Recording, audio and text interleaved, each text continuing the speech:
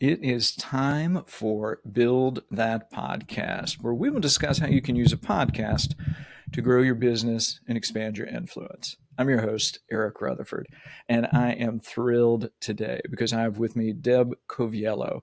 She is the Drop In CEO. She is a fractional executive. She's also a leadership coach who guides leaders of today and tomorrow really to navigate challenges with confidence. She is also host of the Drop In CEO podcast. She's an author, The CEO's Compass, Your Guide to Get Back on Track, and she has another book in the works coming out in 2024, The CEO's Apprentice. Deb, welcome to the show. Oh, Eric, I am thrilled to have this conversation with you. So much to share, and I can't wait to provide some bit of value to your audience. Oh, and you will, I have no doubts, it will benefit the audience tremendously. So, you've been in a lot of operational, a lot of technical roles over the years, a lot of executive positions. What moved you into this, what I'll say, this coaching role, or this fractional executive role? Because I know we talked a little bit before of how they merge and work together. What was that? What prompted you to move into that space? Well, if you want to know the truth, it was because I don't want leaders to have to go what I went through in my corporate career. There was this affinity, this thing that just kept happening to me. I was a high performer, engineer, quality and operational excellence professional. And they would always throw me at the hairy problems. Deb, go fix this, drop it over here. This plant is closing. We need you to help transfer the knowledge to the new plant. And by the way, there are some interested parties that don't think this is a good thing to do. Constantly, over and over again. And as I went through my career, and I started getting into those dream jobs that I really wanted, I was the head of operational excellence. We're going to drop you into an organization, but by the way, you have to hire people because half the staff left. And right now, you're not making any money in this organization. You need to get up to $5 million. And I'm saying, oh my. So, how to rebuild and build that infrastructure and engine to get that result. And then my last corporate role dropped in as the head of quality. We were the last performing region. We were in chaos. There were lots of customer complaints, salespeople complaining, what are you doing better? Well, again, through evolving my leadership rather than being a firefighter, which is often typical and getting burnt out. I evolved my leadership style to rally the troops and lead differently. That led us to a place of being in fourth place, which wasn't a good place to be, to second place in like 18 months.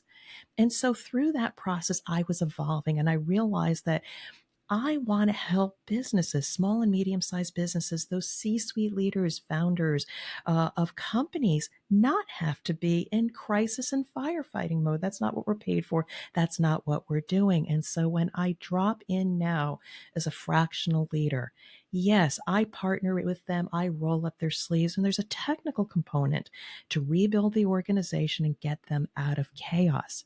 But along the way, you need to be talking to that C suite leader because there may be behaviors or leadership qualities that are not sustainable for the new steady state that we want to achieve. And then, by the way, I can fix any problem. Again, I'm a Six Sigma, lean, black belt, etc. But unless you then look at the skills of the people to be able to perform at a different level, whether it's communication, team building, messaging, etc., you pull me out because I'm not there forever. And then you can't sustain the gains. And then you can say, well, that was the consultant's fault. It wasn't possible. And you go back to business as usual. Hence, long story short, fractional leadership to drop into organizations when they need me at critical points, but also to develop the people for lasting result. It was because I didn't want anybody to struggle like I did. And that's why I do that work now. That makes total sense. And it sounds like you have experienced the whole gamut of that particular experience. It sounds like you were the go-to person. You were the almost the special ops that dropped in to sort of fix and rebuild and get things moving. You know, That's the strength and the demise of a high performer. Again, we as Mm. engineers going into manufacturing operations, we are groomed and celebrated to run into the fire, get to the root cause, solve the problem, make those KPIs go up. And I was pulled by other leaders into different roles because I was able to do that, being able to articulate a clearly defined problem versus just shooting and aiming later, getting teams grounded in what are we here to do? We have any data? And just things like that. And then this ability to listen to the chaos and the noise when teams come together and distill it down to the essence. So it's this that we're trying to solve, is it not? And then in that calming voice, people say yes. And then I'm able to move them forward. People have told me not only my voice and the way it comes across, but then able to articulate problems in a way that people know where to go next becomes a superpower. And that's why I am pulled into these situations, because sometimes leaders, they're so close to the problem. They can't do that. They can't hear the details that I hear. So a crystal ball, a mirror, what have you. Deep listening, also a leadership skill, is why I am drawn to this work, to be able to get out of the chaos and get to the work that needs to get done. It seems like coming in as sort of this neutral third party. You alluded to it a minute ago, where sometimes leaders are very, I mean, they're just weeds, or they've been there 20 years, and so they have this. I mean, they're just there. Is that, do you find sort of that neutral third party coming in from outside gives you maybe even more credibility or gives you more insight into what's going on?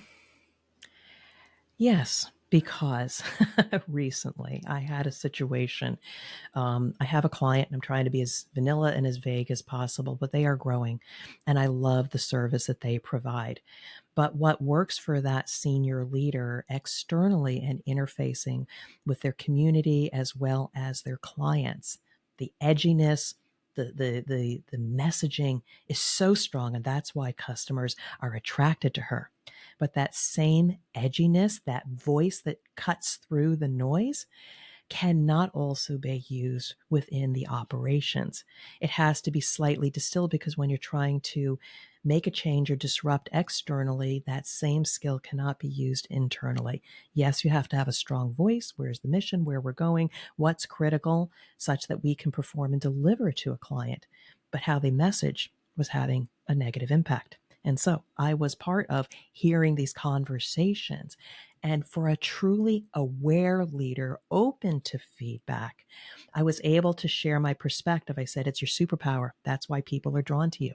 I said, but that same skill could be detrimental in the wrong environment.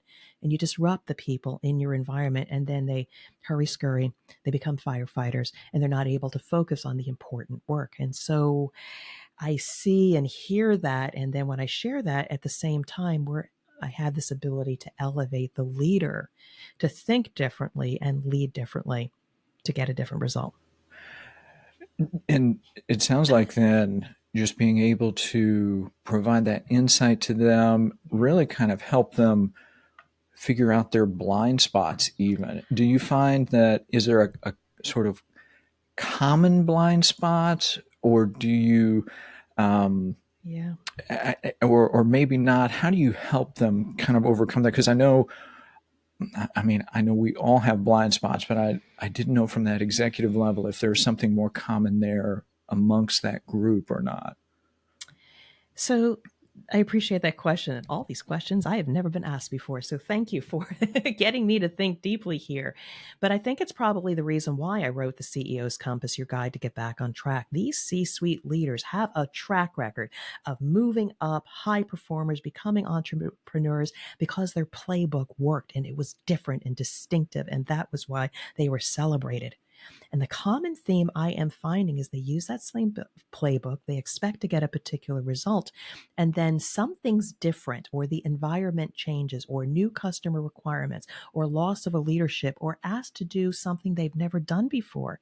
And then when they try to use that playbook, and they're not getting the results, they start getting lost and losing their confidence, because, like, what's wrong with me? It's not working anymore. And I talk to people in my book about, you know what, you need to rethink your leadership style, that what you did before is not going to get you forward. And maybe using a compass with different areas that I have seen blind spots might lead you to a different direction. So I'll give you one bit. Leaders often seek results, but when in reality they are in pursuit of peace of mind, which is very different.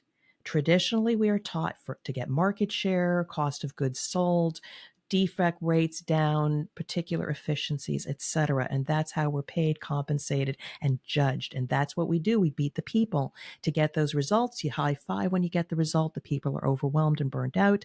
You have the steady state, and then all of a sudden it falls off the wagon because what you didn't do was try to achieve peace of mind. And peace of mind for leaders to get there, and I know this is in my book, but it's a key principle, is that you hire smart people to do the right thing. But what we haven't done is spent enough time closing some of the essential skills that people have on a personal level and then team interactions. When you start looking at a person's ability, like for instance, you say everybody should be in sales. Every time they interface with a customer, they need to be thinking of having a customer mindset. But if that person has never had the training, they've always been a heads down individual, and we've never explained to them what does it mean to have a customer centric mindset, how to communicate with them, etc., they're going to continue to fail or not get the result. And then you beat them up and you make them a low performer. When we focus on the skills and closing those skills gaps, ultimately people's confidence are going to come back out. You start asking them questions about what should they do, what do you think, versus how to get a result. You get those high performing teams. And that's where leaders need to focus, not on the result. It's more on the outcome of peace of mind versus the short term lagging indicator of results. Big, big blind spot for leaders. Is that sort of outward pressure on the leaders, where maybe it's stockholders, maybe it's investors, where they're saying, hey, we've got to hit our Q3 numbers, we've got to hit our Q4 numbers, and it just sort of is this downward pressure that they don't realize? It's probably both. I mean, again, they got to this place because of results. And then the continual pressure of you got to get results. And it's only the crazy leaders like a Jobs or the Zuckerbergs or all these billion millionaires that do things differently. People think they're quirky. They lead differently. They say, believe me, we're going to get to Mars or what have you. And people are saying, yeah, but show me the money. How are we going to pay for this? All of that. It's this courage. It's this inner strength, craziness, and courage that some leaders need to say, I know the results are important, but just give me a little bit of time to work on these foundational things. And I promise you, not only are we going to get the results, we're going to sustain the results. And that's a missing piece. The courage to get sustainable results. I remember reading about Jeff Bezos and his early days at Amazon, especially through the early 2000s, and he was doing exactly what you mentioned. It's like stock prices are down, all our spending's on operations, we're just building. It's going to get better, and now it's between. I mean, I don't even know how big they are. I don't have a good frame of reference other than one of the top 5 companies in the world. It's enormous. So I appreciate that distinction, and how I think we just get it wrong, or we have the wrong understanding. Now that kind of rolls into this next question of on your website and some of the information you've written, you talk about information versus messaging. And that kind of ties back a little bit to the example you gave earlier with one executive. What is the difference between information and messaging, and why does it matter? Why does that difference matter? So I appreciate this question. This is another blind spot, but it's as a result of how we groom and develop professionals. So when we come out of college, we're really good at doing presentations, and there's super smart people with Excel spreadsheets and any kind of platform. And we are celebrated to put together a presentation that has the data and the bullet points and how to solve the problem. And so we often will find as these professionals maybe move up in their career after they're beyond the 5 year mark, in that maybe 5 to 15 year mark, they'll put a presentation saying and say something like, as you can see from the data, we are having a negative impact on our customers because the number of complaints are going up. And so we need to buy this new piece of equipment. It's going to get us it's going to cost $15,000. And then that professional is met with silence, with debate, with deferral, deflection, and ultimately they are deflated because they say, can't you see it on my chart? Isn't it clear to you we need to get this equipment? The number of complaints are going up. And it's because we have never shown them an example of what it means to message, because the ultimate outcome is not to just get the money or show them the graph. The outcome, and this is important, the outcome of what we want to achieve is to influence conversation, influence a decision. And the elements of influence are not just presenting the information, is it good or bad?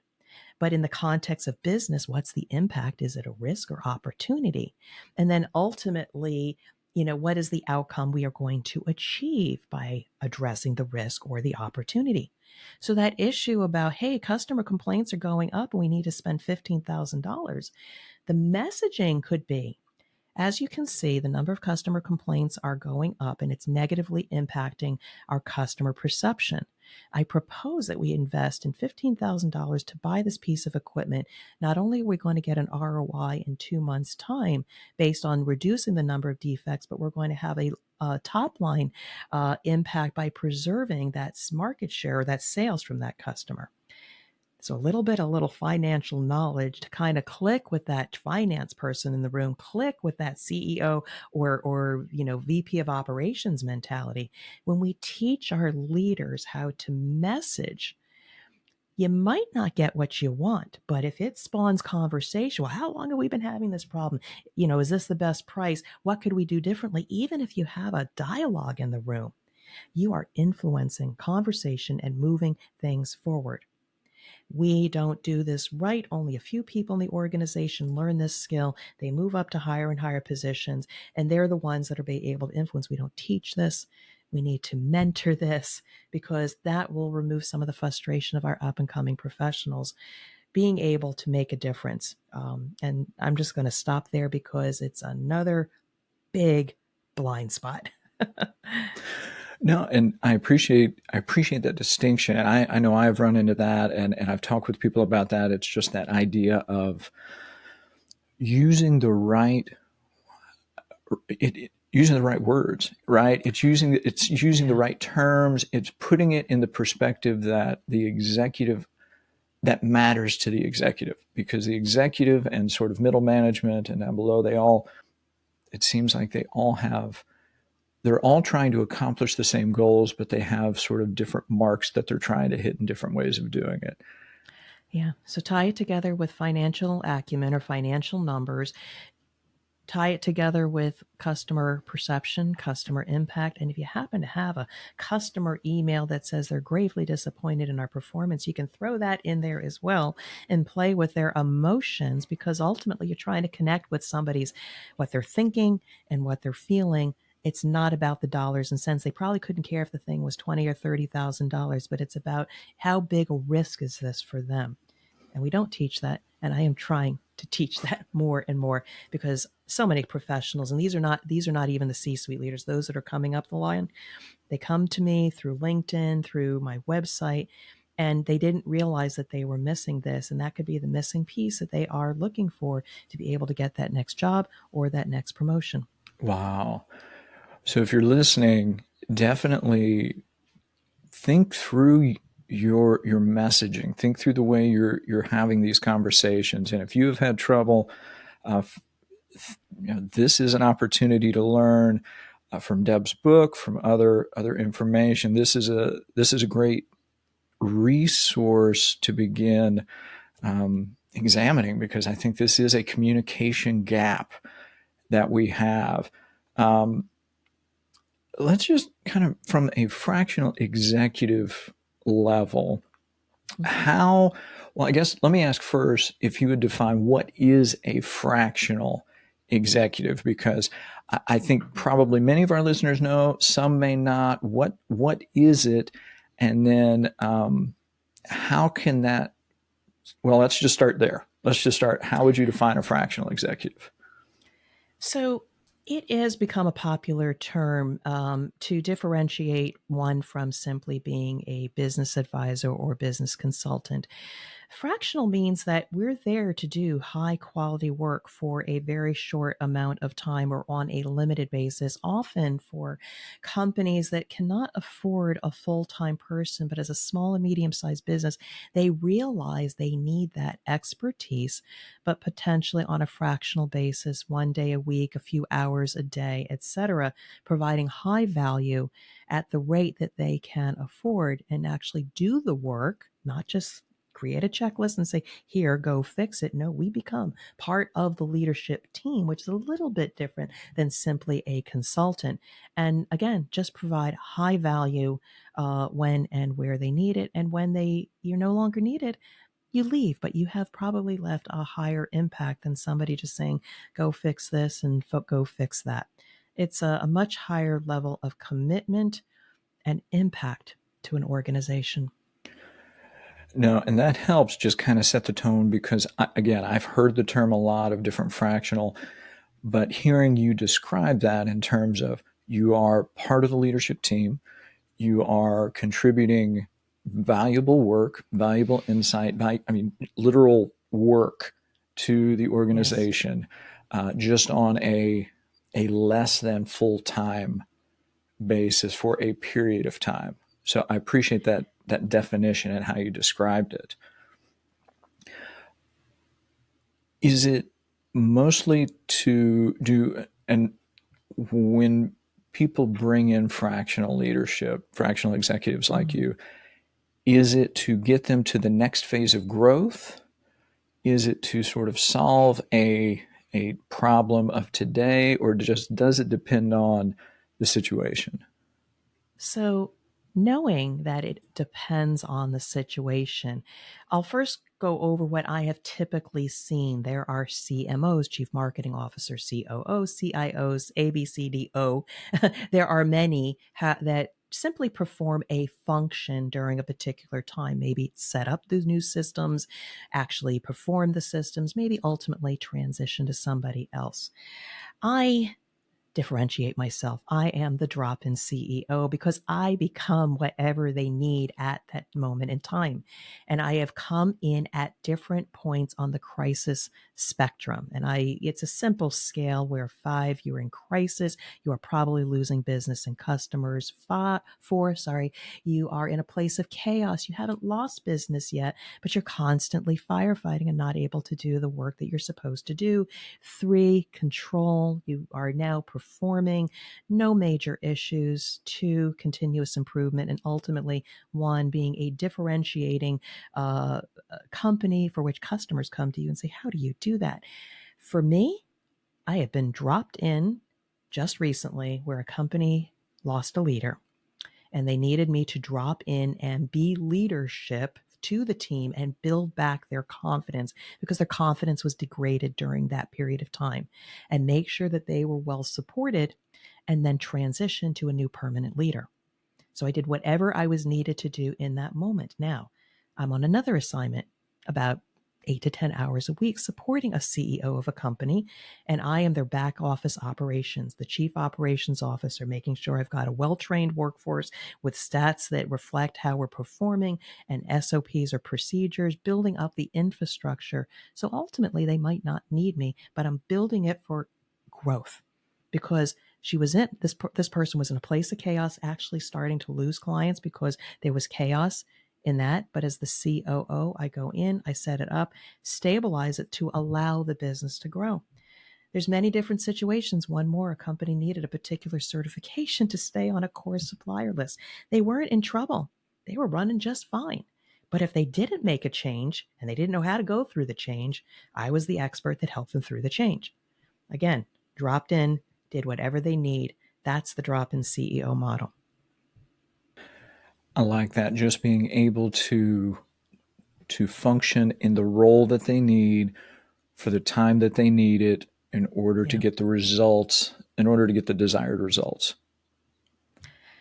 Yes. And I am out there leveraging, and again, through your good graces of allowing me to speak on your platform, getting the word out that there is another way where you can get that external support for Mm. your company to make a lasting impact. And so, and I've got a lot of smart people behind me also in different areas. If I can't solve the problem, I have people in HR, project management. If I can't solve the problem, I also have a whole team of people that potentially could solve the business issue. So thank you for letting me elaborate on the drop-in CEO, because Oh, it's a slightly different brand than simply that fractional executive leader, which is also quite valuable. no, and I appreciate that distinction and just kind of being able to elaborate on that. Now let's kind of transition, because not only are you not only do you have this expertise, not only are you in these roles, you also you also have a podcast. And I mean, when I checked on Apple this week, you had like 300 episodes, which is just a huge number. And I'm curious, what prompted you to start this podcast? Well, the truth is, I like to talk. Ask my mother, ask my teachers. All through the years, I just wanted to regurgitate. You thought I was an extrovert. I'm a little on the introverted side. I had a desire to be able to speak, talk, ask questions, interview people on my terms. Because when I started my own business after being in corporate many years, I had a couple opportunities to appear on a podcast. I said, "Oh, this is fun. The ability to tell my stories and convey information and have an impact on the host, etc." I was just thrilled. And then I got the bug and I said, I was trying to chase to get onto people's podcasts, and it is not a comfortable place trying to chase. But I said, I can do this myself. I can create my own platform, invite who I want to speak to, and create this amazing networking engine and building up a network of people that can either be advocates for me or I can support them. This became such a phenomenal platform for my thought leadership and also elevating the thought leadership of others and hopefully impacting people. And I will tell you, after over 300 episodes, the stories I can tell about how this has impacted the lives of people is absolutely amazing. It's not necessarily about a financial transaction. Did I get any business from it? But it's all that indirect influence and impact that I have had that I just love podcasting. And I also enjoy you interviewing me. You've got a great voice as well. It's just an amazing, free, creative medium. It really is. And thank you, by the way. I totally understand why people think you have a very soothing, relaxing, calming voice. It just sort of brings the level of the room down. So I totally understand. That is a superpower that you have that I am sure comes into play not only on your podcast, but in fractional in the fractional roles that you have. And I think with the podcast, I think that's you brought up something really I think some people don't realize is when you host a podcast, you get to build some fantastic relationships, uh, and you meet a ton of people, and it's a fabulous networking opportunity. Like just to be able to help. Did you anticipate that on the front end, or is that something you sort of discovered as you went? I had to figure it out myself. When I was first brought in, I had a strategist, a podcasting strategist that says, here's how you can use it as a bridge, as a lead gen funnel for future business. And I got that and I understood that. But in the beginning, it was like the wild, wild west. I just wanted to interview people. People just wanted to be on my show. I felt just kind of cool and really just enjoyed it. But then with time, it is an investment in time. You have to build a strategy. Well, why am I doing this? Just for the sake of having conversations and putting the content out there? No, it was more about meeting people that maybe I could potentially help, or maybe they know somebody that I can help. It was about building the brand, getting very clear about the kind of people that I want to provide value to C suite leaders of today, and the demographic, my C-suite leaders of tomorrow, for which I do solo episodes. So I didn't have it right out of the gate, but what I did have right was the courage to push the button and say, I can do this, even though my head was full of doubts. And would people come and listen? Over time, if I believed in myself and believed in what I'm doing, the people came, the downloads came, and people want to be on the show. So it changed, but it starts with just saying, I want to try. I want to try and get my voice out there. And once you do it, you're hooked. I agree. I think it's a fabulous medium, a fabulous way to do that. And I appreciate that you described how what you started has changed over time. I think sometimes businesses and entrepreneurs who may be considering a podcast think, I have to have all the answers. I have to have it up front. And if I get it wrong, I'm doomed. I have learned, and I heard this from people, don't be tied to the outcome. So if I had the outcome, if I wanted a certain amount of business as a result of it, I probably would have quit. However, over time, I've realized that I know it is part of building my brand. It is part of the marketing engine that builds trust with my audience. People will lurk and listen for a while. And then when they show up on my doorstep, oh, I've been listening to your show for a while.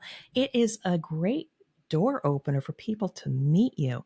And then the conversations start kind of in a second hand, not just with the people that you're speaking to on the show, but when people come around and say, I've been listening to your show, you automatically have that trust. You can start a conversation, and that's where the possible business transactions start.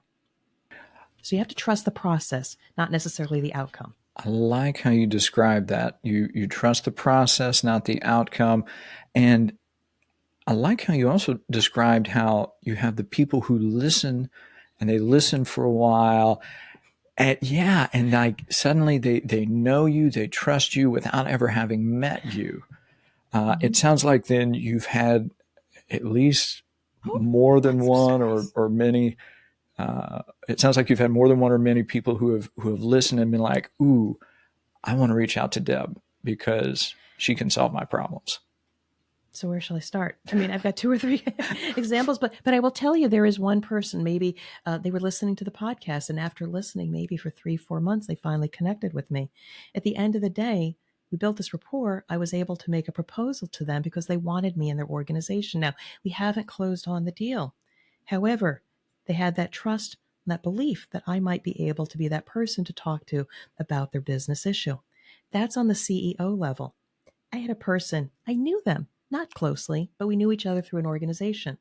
They just sent me a note on LinkedIn, and I am so thrilled. And they said, you know what? That solo episode that you talked to me about better communication through email, I said, I tried your technique and I got my first sale. And I just wanted to let you know that I applied some of those principles and I got it. Now, am I going to be able to do a business transaction with that person? No, but I've built some trust. And you plant those seeds because I will tell you this most recent engagement that I had, I was in California for a month, was because of a seed that was planted 10 or 15 years ago with somebody. And when the situation presented itself, I was top of mind. So again, it's about planting seeds, leaving an impact on people. You never know how it's going to come back. That is so true. I like how you describe that. The planting of seeds, it's about being top of mind. It's and building the trust. It's so much. It's long term, right? It's Yeah. you have to look at it as the long game. But I think podcasts are just incredibly valuable. Um, Yes. what's for people considering podcasts? What is one challenge that you've encountered that you did not anticipate? Well, it does depend on what are the results that you're looking for. Is it getting a lot of downloads? and you don't get that result. Or, hey, I've got this amazing guest. I can't believe I got that interview with that person. They're so famous. They've got 5 best-selling books. I'm going to have amazing downloads after I have that conversation. And I will tell you, unfortunately, those have been some of the lowest downloads I've ever gotten, because sometimes they're very busy. They're very important. They're very nice people, really, really great to interview. But when you look for that long-term relationship, they're very busy. They may be a few years ahead of you. They just don't have the time to promote that piece of work that you produce together.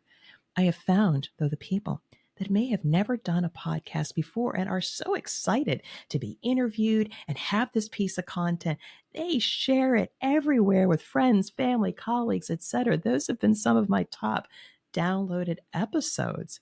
So don't be necessarily stuck on, oh, I've got to have this kind of guest.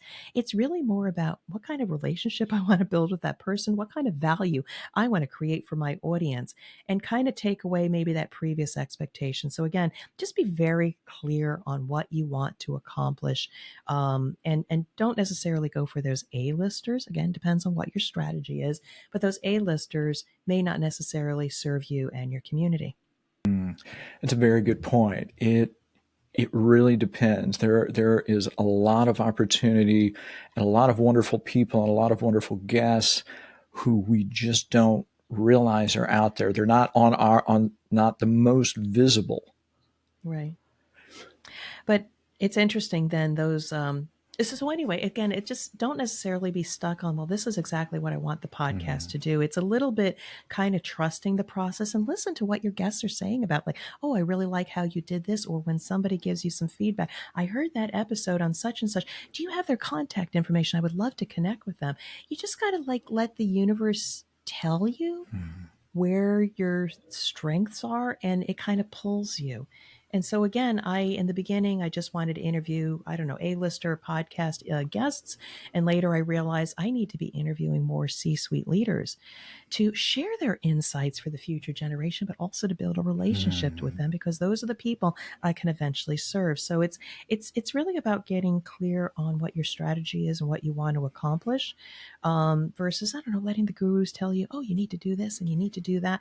You got to kind of figure it out yourself. Take the best advice from others, but figure out what serves you, your clients, or your community, and what's your strategy.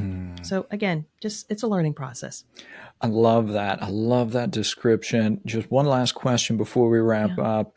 For businesses, maybe executives, entrepreneurs, they've thought, I might do a podcast. It sounds really good. I totally am on board with all the trust building, relationship building, Deb, that you just described.